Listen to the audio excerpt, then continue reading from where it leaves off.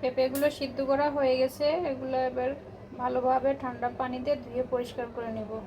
রসুন আর পেঁয়াজ নিয়েছি আর একটু জিরা নিব, একসঙ্গে এগুলা শিলপাটায় বেটে নিব। আপনারা ব্লেন্ডারে ব্লেন্ড করে নিতে পারেন। একটা সিদ্ধ ডিম নিয়েছি, তেলের উপরে হালকা ভাজি করে নিলাম। পেঁপে আর আলু তেলের উপরে ভেজে নিব। ভাজি করা হয়ে গেছে, এবার মশলা দিয়ে দিব। স্বাদ মতো লবণ দিয়ে দিলাম, পরিমাণ মতো ধনিয়া গুঁড়া দিয়ে দিলাম, হাফ চামচ মরিচের গুঁড়া দিয়ে দিলাম, এক টুকরো দারচিনি, 2টা তেজপাতা, একটা এলাচ দিয়ে দিলাম। কষানোর জন্য পানি দিয়ে দিলাম। কষানো হয়ে গেছে, ঝোলের পানি দিয়ে দেব।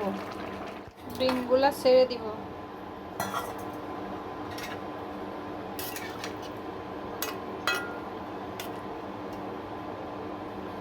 কিছু সময় রান্না করে